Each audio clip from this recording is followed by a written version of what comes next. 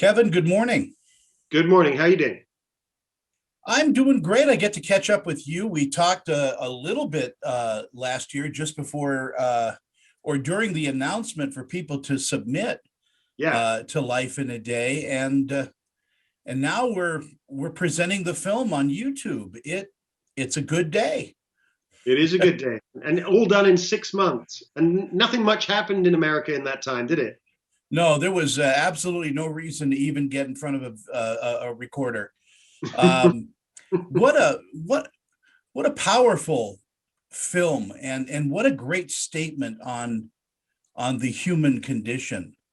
We tend to live in our own little worlds, and we don't see how the world affects everyone, and this is just a great way of doing it. Yeah, with this film, we step out to the kind of macro level. You're seeing the whole world effectively at once. I see it as almost taking the pulse of the world on a particular day, the 25th of July. And it feels to me like the patient is a little bit sick, but there's a lot of hope. When the call went out for submissions, what was that like? I mean, how many people submitted to you? We had three times as many people submitting this time as we did when we did this in 2010. So we had 320,000 odd people submitting material from 192 countries. So pretty much every country in the world, not quite every country, but pretty much. And one of the interesting things about this version of the film compared to the one we did 10 years ago is that uh, it was much, much more diverse because so many more people around the world, even in the most obscure places, they have a phone, they know how to use it, they have video, and they have access to the internet. So there's incredible things like a nomadic family of farmers in Mongolia who their daughter films the morning sun coming up and the family milking the cows outside their tent where they live. And you think, wow, how did she hear about this project? And she has a phone and she has the internet. So it says an awful lot about the reach of technology as well. Yeah, the world is getting smaller in that way, and you know, I'm loving it because you can only pull the wool over people's eyes, until they start seeing what information is out there, and then they start waking up to, our planet.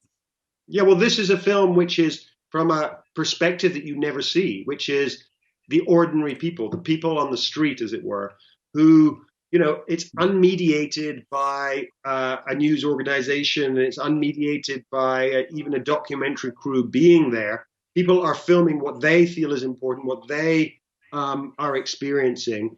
And so that there's something about that makes it kind of unique. It's the beauty of the amateur. Yeah, and it speaks volumes to to how people perceive themselves as well. This is such a brilliant idea in filmmaking. Yeah, it's a totally different, new kind of film. This couldn't have been made 20 years ago, even.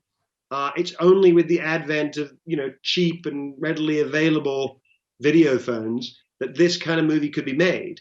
And so it really is the kind of, it's the 21st century kind of movie.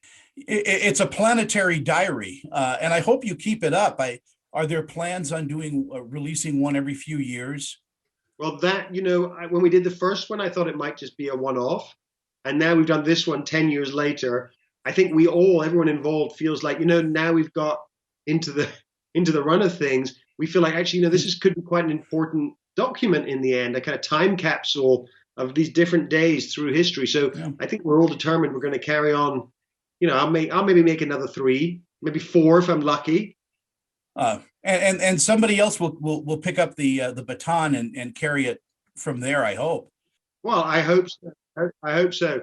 Yeah, no. So, I mean, I think every 10 years is about right because a lot of stuff changes in that time, but there's still, and some of the characters will come back. So in this film, we have two or three characters who were in the original film who are back in this one, including an incredibly sad um, moment with a lady from Colorado called Suzanne, who was in the original one, and she was filming her son in the original one, sort of yelling at him like any mom does at her teenage son, Alex, telling him to get out of bed, clean your room. And it's a very funny moment. And this time she shows us that clip again. She puts it up on her TV. She says, "That was my son 10 years ago."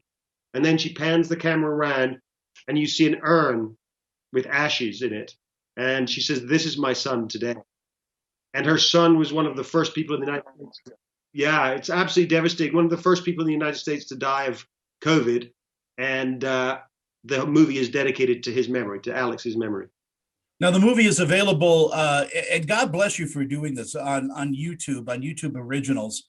Anybody with a phone, anybody with a means can watch the full film.